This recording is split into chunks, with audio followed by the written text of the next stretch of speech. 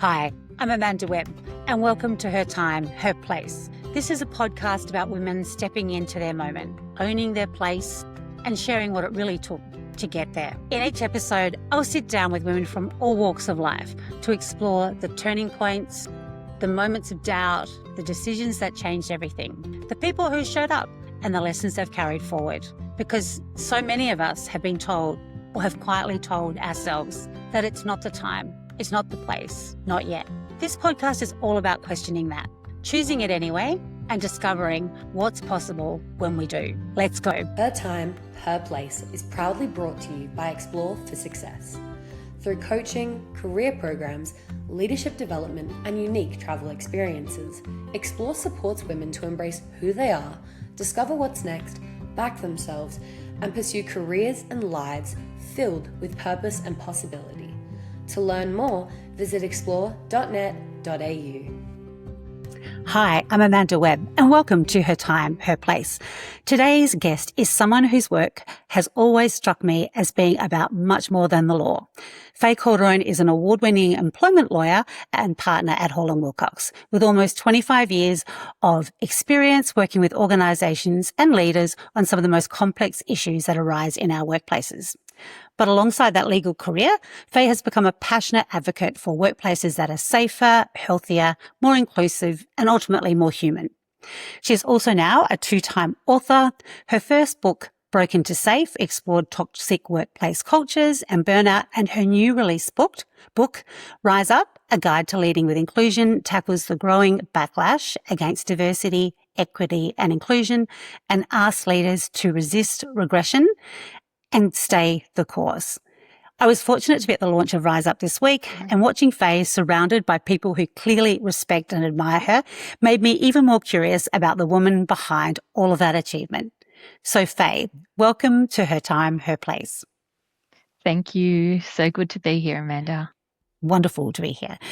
So there is clearly a lot going on and happening in your world right now. A new book, your legal practice is booming, your speaking, your advocacy, leadership. How does this moment in your life feel to you?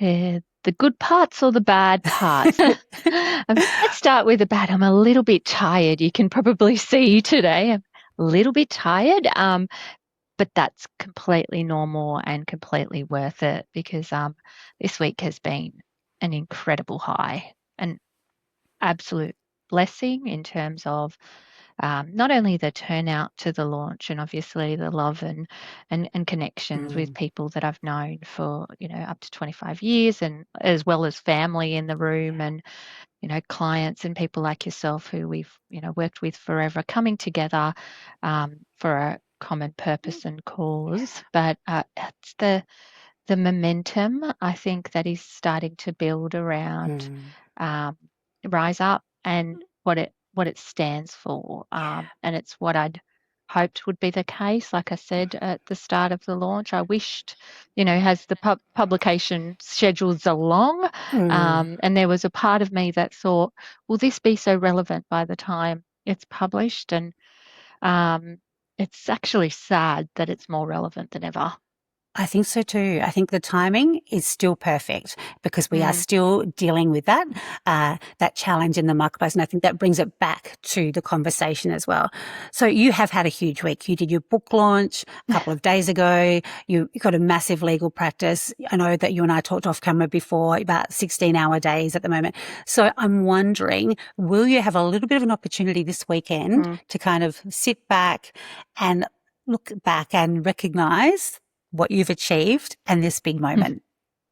I really hope so. And I've been fairly deliberate to not book anything in this weekend because, we just need to, I just want to take a moment and obviously just go over and reflect. I've got all the recordings from the launch and things to go through, but that's fun and I think quite reflective in and of itself.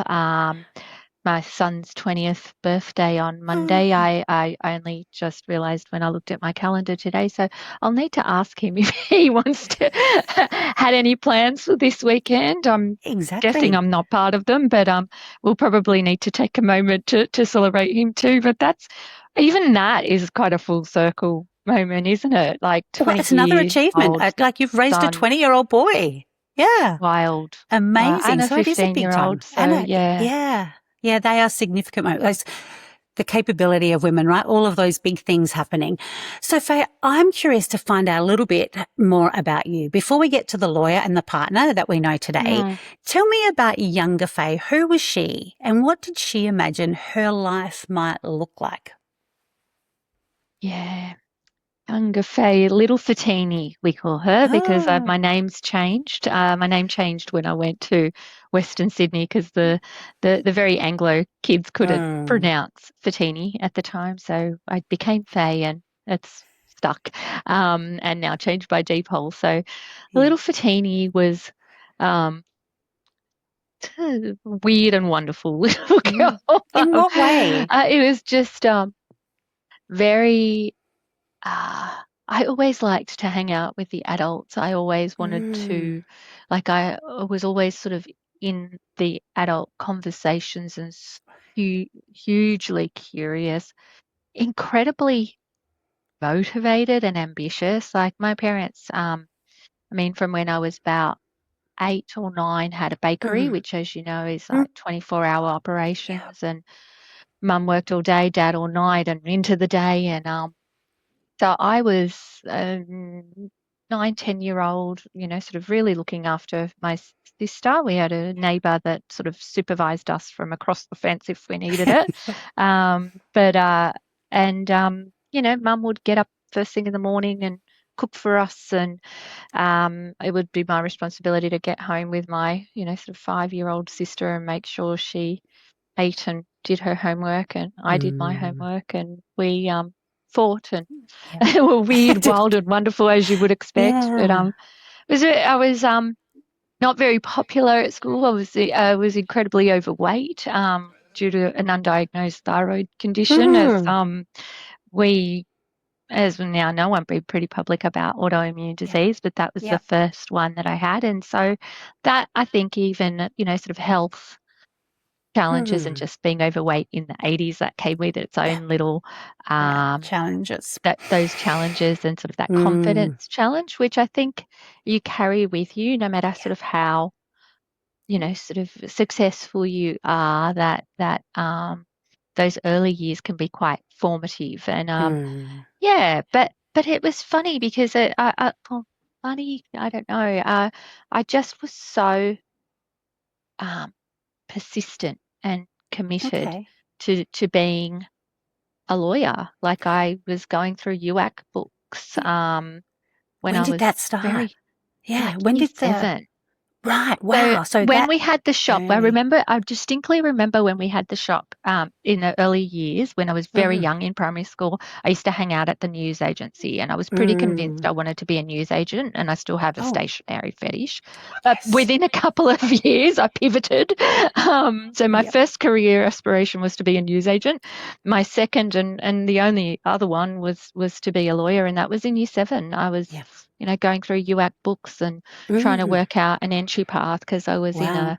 a um, public public school in Western Yep. Sydney. And I think I've said it before. My careers advisor told me I should have Plan B because girls from Western Sydney schools don't Yep. usually become lawyers, or Yes. don't. I think he said rarely, maybe. Mm. I wonder if young women who were oldest daughter, because I'm guessing that you were Yeah, that, yeah, yeah, right? Who were sitting around with the adults, listening to conversation, and highly curious. It seems that yeah. they might have a chance at doing it, though, right? Getting into Absolutely, yeah, there's something in that for you. So absolutely. you were drawn into law at that stage. How was it getting into university and studying? Look, I knew that I wasn't going to make it into sort of sandstone Yeah. universities, but I did quite well, and I Mm. and Western Sydney had just started. I was second year to Mm. go through law at Western Sydney. I think they had Macarthur, and it was the first year in the Parramatta campus, or Westmead as it Mm. then was. Um, and it was fantastic. Like, I just think back, like the first year I didn't do great, like the first sort of 6 months, and I didn't do great. By that I mean credits. Like, Yeah. I think I got passing contracts because Mm. I was enjoying the freedom of being an 18-year-old girl. As you I'm should. allowed out. I guess a Greek girl Yeah. finally allowed out. But uni was great in that I got to do human resource management and industrial relations, which was quite deliberate. Like I could Mm. have gone to Sydney and started an economics degree, or Yeah. there were other unis where I could get into law, but I was that focused by the time I got to year 12. I knew I wanted to do employment law. I'd already been, Really? yeah, Mm. I'd already been. So the shop was a fantastic connector. Yeah. So I had already been in years of work experience, sort of Mm. dipped in and out in school holidays, in Yeah. property firm, family law firm, criminal law firm, and knew property was too boring, or Mm. sort of commercial work was too boring for me. Family law was terrifying, Mm. and criminal law was a huge no-no. I just don't Mm. have the heart for that. But I knew I wanted something human, and Yeah. even before AI, research was UAC books and Yep. guides and career guides and things, right? So physical Yeah. guides. I kind of worked out that employment law was diverse and human and interesting Mm. enough, but not life or death, Yeah. sort of in the way that, sort of criminal or family law were.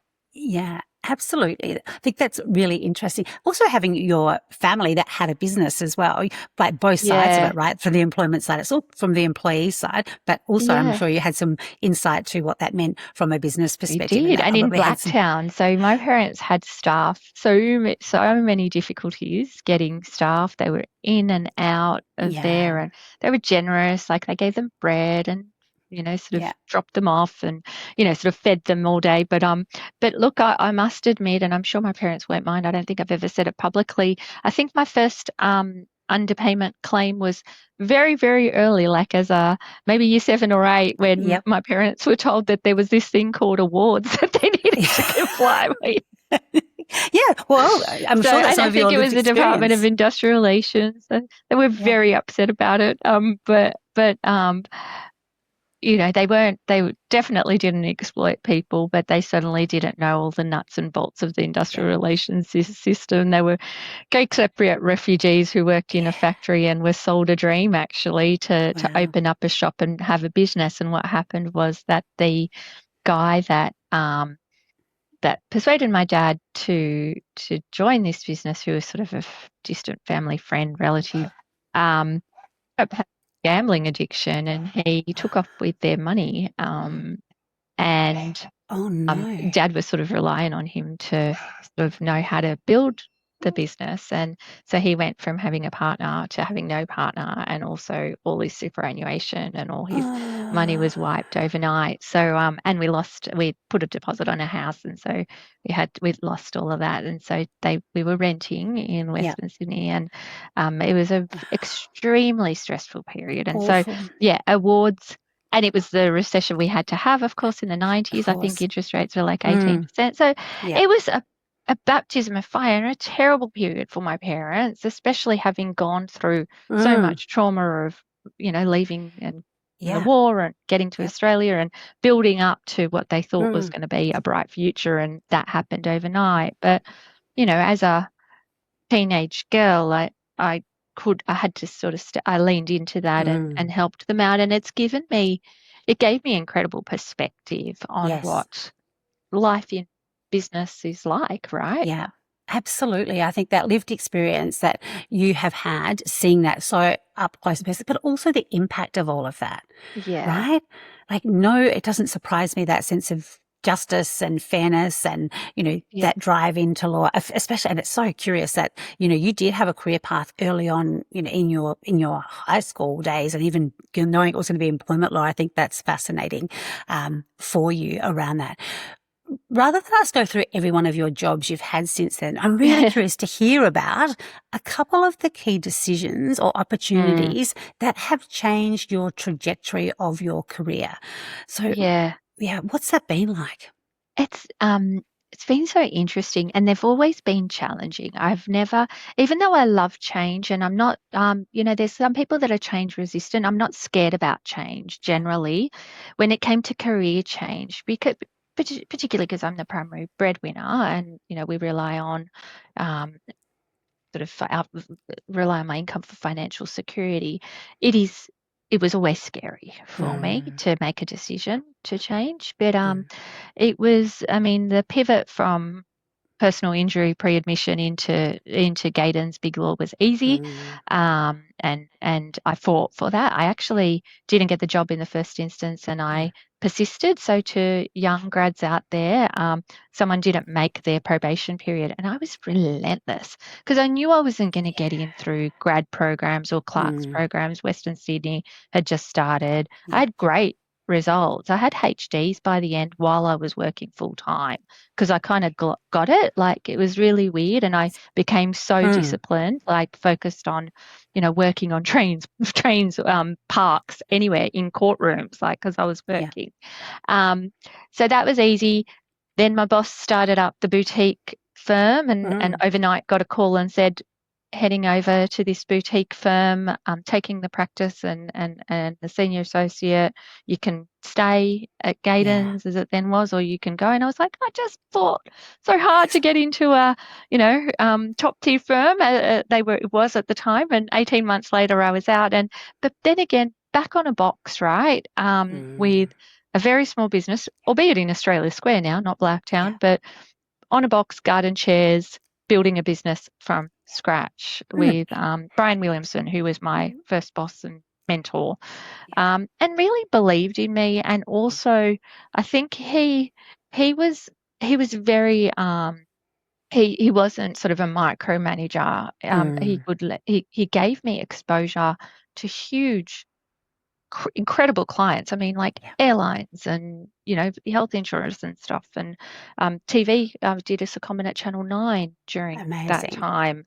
Yeah. So huge opportunities and access that you don't get in top tier. And then from there, so we're skipping, another 6 years, and then from there, the biggest challenge was 20 years ago when Christian was born. I was in St Clair. That's where Mum Mm. was.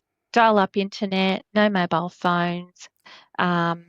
Flexible work obviously wasn't an option. And Parenthood published it this week, which is so Yeah. bizarre. I had 5 months off because that's what I Yeah. saved up to get off Mm. the mortgage. I'd accessed all my leave, Wow. everything. And then I had to go back, and traveling 100 Ks a day, Yeah. plus having a 5-month-old who was very Yeah. now we know, years later we found out why, Yeah. um, uh, and working in full time. Mm. It was just really hard, and so that's when I made what I thought was either career suicide or the best decision of my life of moving to Parramatta. Mm-hmm. Um, so the Mm. first one was the recession we had to have Yep. with my parents, and then this That's one right. was GFC. Yep. And businesses were looking for alternatives to big Yeah. end of town, and I was able to Mm. say, I've got big law experience. I was a senior associate. I can offer retainers. I can offer training. I can Yeah. offer Great. solutions to you. And that's when Women's Agenda recognised that work through the Women's Agenda Leadership Award. So that Yeah. was like 2014. Mm. And really, and I don't really think awards are, big deal. Sometimes I think that, yeah, I have some views, and particularly of late now, but Mm. I do think some of those things, and particularly awards like Women's Agenda, they they were they catapulted me Yep. into um, sort of a domain I had, sort of been playing in with Mm. LinkedIn. In about 2007, I got LinkedIn, and I was still writing columns in HR magazines, but that was sort of the catapult out. Yep. From there, I got approached by Dibs, as it then was. Yep. And of course, but at Dibs, I was the commercial practice group leader. Mm. I ended up having like 50 lawyers in my team. Amazing. It was Mm. very quickly, it was very, very challenging period. Mm. Again, very hard decision to go from Mm. Parramatta to Dibs, like Yeah. almost killed me like to make. Yeah. Um, but I did it, Mm. and so then for Dibs to be in sort of financial distress, Yeah. as everyone knows, it was Yeah. all over the media. Yeah. Um, soon after I arrived, was really challenging, and in spite of, what I have to say, we're a wonderful group of humans. Mm. Just some structural issues and sort of historical decision making led there. I won't go into War and Peace on it, Yeah. but certainly, I found it really difficult to close, to be part of the key leadership Yeah. team that closed a firm. That was Firm. a bit soul destroying, Yeah. and just for the people and for what it meant, and it was sad. It Mm. was sad, but and then from there, I was like, I got to Hall and Wilcox, but I was very deliberate and to not just take anything. I had a lot of sort of offers by that Great. stage, and that's a privileged position to Mm. obviously be in. But I wanted to make sure we landed somewhere that was good, not Mm. just for me, Yeah. but for my clients. And most importantly, at the time, one of the key factors in my decision making was Claire Curley, who's now my partner. Yep. But she had followed me across two Mm. firms, and I wanted to make sure that she had a place that was great to work, Mm. that was flexible depending on her, sort of family plans, and Yep. that she had a very clear career pathway. Mm. And Hall and Wilcox has undeniably delivered that, and our practice has grown, I would say, fivefold, like Amazing. 500%. Yeah, Mm. since we've joined, or more, Yeah. more That's because that's incredible. my practice, and now she's got her own. So it's Yeah. wild. Yeah. Holland Wilcox has been um, the greatest success story, and came at a time where I was starting to wonder whether this world was for me. Yeah, that's interesting because that was one of the questions I was going to have Yeah, for you because I do know some of your story. I actually first met you and became aware of you in 2014 at the Women's yeah. Agenda Awards. That's when I was like, oh, who is this Faye? So it's interesting how things come together. I've been wondering, has there ever been a time that you've gone, you know what, this is hard. I want to go in-house or I want to do Mm. something else? The hard thing about making the decision to go in-house is that Yeah. I've got clients that have followed me and that I love, like Yeah. that I loved working with. Mm. And it's not even the same, it's the same human, but it Yep. different, obviously, Yeah. clients. Like Karen, Karen Conradis, who was there on the night. She was at Premier Conferencing when I was at Workplace Law. She Mm. landed in Parramatta at Page Group the day I landed in Parramatta, and I literally Amazing. hung up on her because I was like, I've got a restraint, I can't talk to you, and hung up. And she called me back and she's like, no text back then. You Mm. need to speak to me. I'm not, a client over there. I've got this new thing and I need support. I want to talk to you. And that was 2007, and Page Group is still Mm. a client today. So it's not the humans that I've worked with, like, have been the people that I've Yep. learnt from and that I've grown up with, have Yeah. been so wonderful. Like at Page, I've Mm. had so many connections with, the HR leaders there. It's hard to let go of that. And you do let go of Yep. that if you go in-house. And Yeah, you do. so it was about finding the right place Yeah. to be. And I must admit, since Jibs, I haven't taken leadership roles. And that's not Hmm. not so much because I am scared of them or I don't think I can do it. It was a point of realization for me of how much work goes on Yeah. behind the scenes in Yes. running a huge practice, in leading a huge Mm. practice and managing a law firm. And in circumstances where I already do so much with my team because I want to make Yeah. sure they're supported, and our work Mm. is hard and Mm. full on and constant, and so it's properly supervised. Yeah. Um, but I get my energy and joy from Mm. what I do Yeah. outside the firm, and the connections with the clients and the speaking and the writing, the publications, sitting here with Yeah. you. That's where I get my energy from, and I Yep. think it's about energy and impact. And Mm. there are people that are, sort of really good at running a budget and, sort of doing the things inside the firm, I think my impact and energy comes from outside the firm. And Yeah. that's sort of a choice I made, even though Yeah. the choice is absolutely private practice for me. Yeah. And that, even though that energy comes from external and those other things you do, that all brings value back to the firm.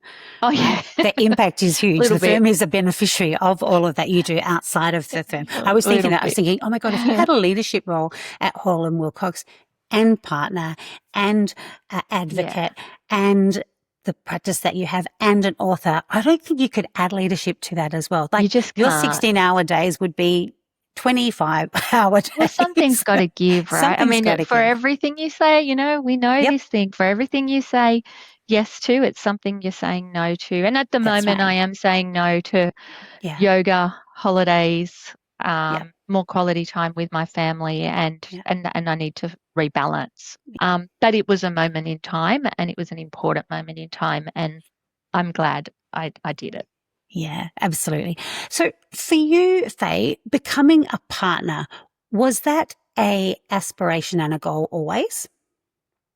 Yeah, look, wherever I was always looking at the next level. Yep. It's just kind of, it Yep. was a personality thing. I didn't travel. I got married really early, got mortgages really. My first mortgage was in 2000. Yeah. So I was very, like I said, just really dedicated and almost relentless in my pursuit to get Yeah. more and more. And that's why I think when I wrote that piece for Marina Go Tonic, it was during COVID when I was like, okay, no more goals, no more goals or New Year's resolutions, and sort of keep to the climb. I'm at the point now where I'm like, what's the impact? What's the legacy? Yes. Where can I deliver the most value to my people, to my team, to my firm, to my clients, and to the world? Yeah. Because frankly, we're not going to be around forever. And when I look back, what instrumentally have I done or used this incredible career and opportunity and privilege that I think I'm in a very privileged position now. Like, despite where I've come from, I just can't underestimate and would never have ever believed that I would be at this level of privilege. And in fact, to the point that I think my kids are dripping in privilege. Your tenacity is really clear in that. Like you were like, I was ambitious from my young age. I wanted to become a partner. But when you talked about no goals, like I'm now at a point, no goals. What I did hear, that kind of that switch, you made partner, but you mentioned before that one of your other goals, even though you hadn't been having them, but you kind of did. And it was a goal around advocacy for Claire. Oh, So yeah. I think there's been this interesting switch for you from that goal-orientated self to advocating, from advisor to this advocating for others. And Claire's probably a great example of that. Yeah. But you've built a career advising organisations on what the law requires, but your work increasingly seems to ask a bigger question, not simply what must we do, but what kind of workplaces do we want to create? Yeah. When did that become so personal for you? It was when I was building the practice in Parramatta that I pivoted, and that's when, I was looking at, okay, I'm putting out these fires around the time of that Women's Agenda Award, and in fact, I know when it was. When after Elijah was born. So Elijah's 15. It was during my 5 months of parental leave with Elijah. I came back and then launched what was then the Workplace Solutions practice. It was like, when you step away and you see the wood from the trees, and it wasn't that I was working so much, but I was thinking and reflecting, and where can I take this? And when I went back, I was like, this is what we're going to do. We're going to sort of take a diagnostic approach. We're going to look, sure, let's fight the fight and, sort of represent employers and look at the dispute, but let's consider, why are these disputes happening all the time? What's behind it? Is it a leadership issue? Is it a training issue? What does that mean for the workplace? What does that mean for the people in the workplace? And, frankly, given we're advisors to businesses, what does that mean for the performance of the business? And it's not a zero-sum game. And guess what we're still saying? All these years later, it's not a zero-sum game, people. Yes. Absolutely. So that advocacy then has drawn you, and that learning from the workplace that you have seen, does that kind of bring you here to both of your books in a way, right? Yeah, that's So right. tell us a bit about the first book, and then Yeah. let's have a chat about Rise Up. So Broken to Safe was a life, like a career in the making, or like a Yeah. decade in the making, in the sense that it really did draw on all of those experiences and the conversations I was having around flexible work, around inclusion, around safe workplaces, all of the things that, sort of, were part of that, broader beyond what I called a beyond compliance regime at the Yeah. time. Funnily enough, so much of that has now become compliance by virtue of things like respect at work and psychosocial hazards. But that was the impetus for Broken to Safe, and it was also around the fact that there was a lot of overwhelm around the introduction of respect. There was a lot of respect at work. There was a lot of uncertainty around psychosocial hazards and what that meant, and a lot of people a lot of the leaders I was hearing just felt like, oh, this is just one more thing. This is too much. We're being burdened, and I get it, and I do acknowledge that our laws are cumbersome, and even international employers. But it was an attempt to simplify, demystify the law, put it into a really cheap, frankly, relative to legal advice, and handy reference guide, and almost prove that if you get some of the fundamentals right, the law, you shouldn't be worried about Yes. the law every day. Yep. That exceptions will happen, but they can, there's always going to be exceptional humans. Things are always going to go wrong. It's the workplace, it's the human condition. But by and large, if you have, safe, respectful, inclusive workplaces, you should be okay. Compare that to Rise Up, which, as you will note, from launch to launch, we're almost just over 2 years. Yeah. So Rise Up, I was promoting Broken to Safe, and I was getting backlash about inclusion. And then we won't mention the T word, but the administrative orders came out. Naturally, even in Australia, we have so much. We had the no vote, just so much division, politics of exclusion. We've I'm not allowed to say the far right, according to a recent podcast I did. Right. But yeah, because apparently we're either the left or the far right, and I'm a woke lefty and all these things. It's not about politics. Like I said, I represent employers, so how and I'm against unions. So my politics is irrelevant to this point. So it's about what sort of a world or country we are building, how people feel in society. Are they excluded? Do they feel like they belong? I mean, social cohesion is at an all-time low.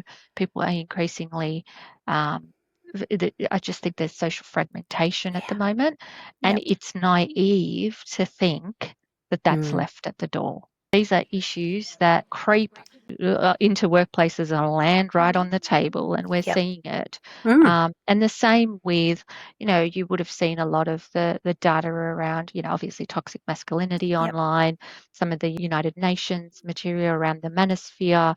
So what happened at the UN, Tracy Spicer mentioned it at the launch in terms of, the views around the United Nations charters and things. There's just so much division and backlash.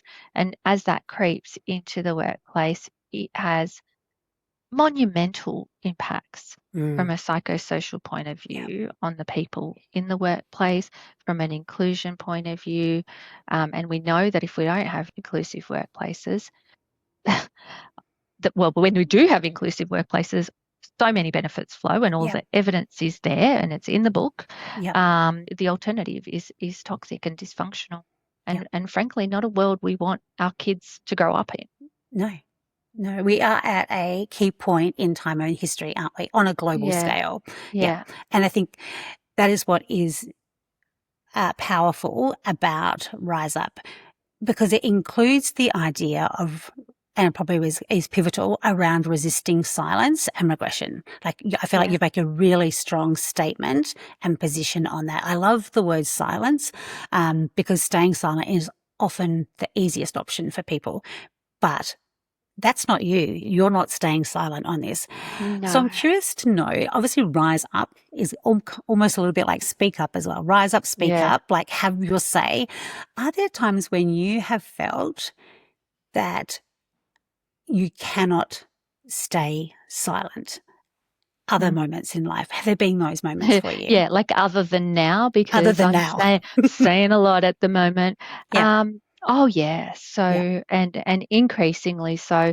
The more obviously, the more power you have in workplaces, and I don't mean that in a chest beating No. way, but with title and responsibilities of partnerships, you also have some power, and it's about how you choose to use Yeah. that. And I've never been one to play the trump card and sort Yeah. of demand authority. Where I have used my power is to speak up with clients, with barristers, with other partners. Not so much in this firm, but more recently, I've had many experiences with clients and counsel and other third parties where I step in and make sure Yeah. that we are not adversely impacting our Yeah. team in terms of hours and demands and expectations Mm. and tone and all of the things, because we go to great lengths to build a great culture and Yeah. guard a great culture and promote a great culture, and Mm. nothing is worth the well-being of our people, and we need to be unapologetically bold in the way that we insist on our Yes. hallmarks. I have seen you be brave online as well. There have been issues that have gone down, incidents and that have occurred, and that you have taken a bold stand or made brave commentary on LinkedIn. And I've read it. I've gone, oh my God, I'm so glad someone put that out there. But I've also thought, well, obviously, Faye is sharing what she believes and feels, and it's out there for people to see. But also there's the backing of the firm around that as well. So it's, when you talk about psychological Huge. safety, that it's safe for you to do that, to have those, strong opinions, and quite often the ones that many others would like to have but aren't bold enough and or brave enough, or maybe are not safe enough to have. I'm curious to know, has that speaking up ever cost you something? Oh, I'm sure it has. And I know, and because I think I backed up into a session with you at You some did. stage. Yeah. I've got it wrong before. Like, and not when I say wrong, like, you get backlash, and it can cause you to second guess and question. And despite being a lawyer, I don't like fighting, and maybe because of my history, I Yeah. don't like not being liked. So I find Yes. that it's something that I have That's to hard. sit uncomfortably with. Yeah. And it's a contest, right, Yeah. between the need to be liked, the need to be friendly and affable, and the need to make the impact and have the voice and use my privilege to do the things that I feel I can now do Yeah. that little Fatini couldn't do, right? So, Yeah. it absolutely would have cost me clients over the years. And I'm not talking about the clients that I've got. I'm No. talking about the clients that I could have got. I'm sure there are people that have looked me up online and thought, oh no, she's not the lawyer for me. Yeah. But I'm really okay with that. Because you've got your tribe, Because, right? because they're probably not the client for They me. Exactly. And getting to that stage where you can go, you know what, this is my tribe, this is my space, this is who I Yeah. am. That's what I love about you taking your position on stuff. And you said before about getting it wrong. I don't think in that scenario you got it wrong, but I thought was really powerful was that you had an opinion on something, and we should all be able to have our opinions, and other people had a difference of opinion. What I thought was interesting in that particular situation, I think there's learning in it, is how gracious you were online, listening to other people's perspective and then coming back out and going, that's really interesting. Actually, that helps me to realign my perspective on this. But it was done in a way that we all got to learn that with you as well. So I saw And it was wonderful a hard leadership in one that. because I think it had over 100,000 impressions I was trying to convey, and I absolutely stood by the point that I made. But then other people's perspective about the way I did it, or whether it was re-triggering sharing that, were I really took them on board and I really labored over it. But the commentary was so divided and the post had been so widely shared that Yeah. it would have been inauthentic to be like, okay, let's delete and shut it down. And I didn't feel I'd gone that far to No. warrant that. But let me tell you, like I do worry, and I come from a position where I want to do no harm. Of I course. honestly like that's Yep. the simple reality. I only want Yeah. to do good. I don't need to be perceived as good. I don't need to be popular or liked anymore, but I certainly don't want to do any harm. And all that know you know that absolutely. The Yeah. scales are totally stacked in your favor with your generosity and all that you do for us and society, and making the progress and holding and standing firm, as you say, rising up now is really key. I'm curious, as we get closer to the end of our conversation, if we had asked Fatini in her younger years, or maybe in her 20s, what success would look like, what would she Mm, have said? gosh. I certainly wasn't being an author. No. I was doing I was doing speaking. My boys Mm, tease me because the only yeah. trophy I have is a Toastmasters trophy. So my husband was a semi-professional soccer player, and as is my oldest son, and they've got all these trophies. They've all gone now. I think they got Mm, binned at some point in time, but I used to have one little Toastmaster trophy. And so speaking, yeah. yes, I did competitions, and I knew I would be using my voice in a way, and I expected to be a lawyer, like undeniably. Did I expect to be a partner in a law firm? Maybe I hoped to be, but who knows if I Yeah. even really knew what that was at the time? I think the ambition has always just been the next step, Yeah. like the next pole. I've only ever run a handful of times in my life, and there's good reason for that. But you know how you're Yeah. just always focused on that next pole? Well, not all of us That's are, but you definitely are. So that hope, that future state seems to be hope definitely a for part of more, you. hope for a Yeah. silver lining. Yep. I kind of Betterment. still just need to get to the next pole. It's only sort of now that Mm, I've become older and I have the privilege of self-reflection and a quarter of a century career to mm, learn from, that I'm like, how do I be deliberate? Where do I want to go? yeah. I was always deliberate, but I Mm. certainly could have. I was also raising kids, like Absolutely. You were doing it all. tricky Yeah. neurospicy kids. It was Yeah. tough. It was tough Yeah. work. It was Yeah. tough That was work. a lot. I had a couple more questions for you.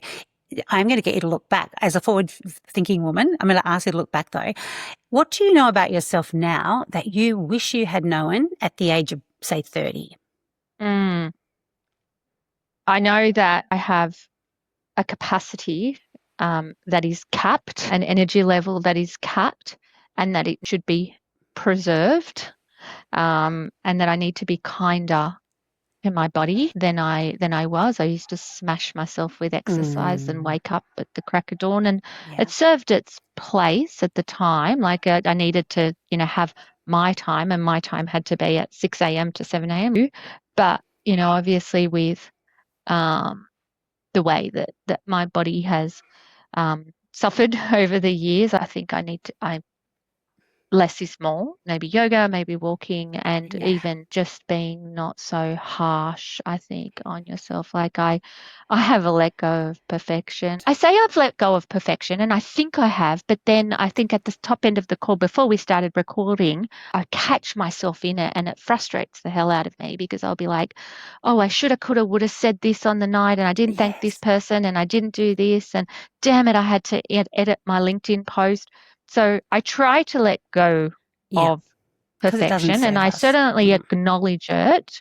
And I'm kinder to myself than I was in my 30s. But in my 30s, I was more disciplined, more rigid, more Mm. just a whole lot. There has definitely been learning. I think there's some really great messages in there that being self-compassionate and prioritizing Yeah, yourself is what I'm here. A bit of yeah, self-compassion and the voice in our head. I don't know, how do we get to turn that down, that volume sometimes, just turn it down? Because sometimes that, the critical voice in our head, that's not a lot of help. How do we get that to more the, the inner coach rather than the inner critic? That's what I'm hearing from you there. that's right. Great Inner coach, advice. because I find it really hard to switch it off, but you can drown Mm, it out a you little. can. Yeah. And one of the career highlights I said to you was on the launch night was speaking to Murray Coleman, AO, who served with the Whitlam government and brought in just wild the things that that woman. Yep. We have that woman to thank for daycare and For daycare, yep. the contraceptive pill on the PBS and so many things. The point of this story is that she said to me, "Oh dear," at the top end of the call, "Oh dear, it's been a long time since I've been in professional life. I feel like I'm having a bit of, what do you call it, imposter syndrome." God, how old is she, Murray, now? I was trying to work it out. She's either 92 or 93. She got celebrated for 50 years in Parliament. Like, there was all these speeches. But that was a moment in time, and I reflect on that call, and it was only a call. I keep going back to that incredible woman's words because it's not real. It's If not. someone like that Yep. has even the passing thought of that, then how is this self-doubt and this thing, this phenomenon that is imposter syndrome real? We've still got our work to do, haven't we? Fay, I'm really mindful of the fact that you have a busy day ahead. So I finish every one of these conversations with the question at the heart of this podcast. Thinking about where you are now, does this feel like your time and your place? It absolutely does. I just got goosebumps responding to that. This week, that room, it was the highlight of my career. And when I hopped on that podium, I had to take a minute because I was so overwhelmed with joy and love, and most importantly, hope, which is so easy to lose. And it was a reflective moment in time. And that's not to say that there are challenges, but it is absolutely my time and my place. And I don't think there has ever been a time before today that I could say that. Well, congratulations to you. It very much seemed like that to me in the room. You were definitely at your pinnacle, and I'm delighted to hear you say that this feels like your moment. Thank you for everything that you do to improve our workplaces here in Australia and our society, and having your voice. It's been an absolute pleasure for me to be here with you. Gosh, I didn't cry on the night, and I think the calm and reflection of our conversation has just brought all that emotion back. So I'm going to go have a little tear now. You can do that. I am so grateful for what you do for our people and our firm, but most importantly, our community. It's a massive credit to you that you've made me reflect and feel the way I do today. So thank you. Thank you. Well, that keep doing it. Thank you. That is my absolute purpose of doing this podcast. There are so many extraordinary women out there. Today's woman is you, and I want their stories to be heard, especially by other women who don't know what's ahead or question things or feel like there's imposter syndrome. That is so the reason for these stories and these conversations. So thank you to Fay, and also to everyone listening. Until next time, stay curious, be courageous, and remember, this could also be your time. Thank you.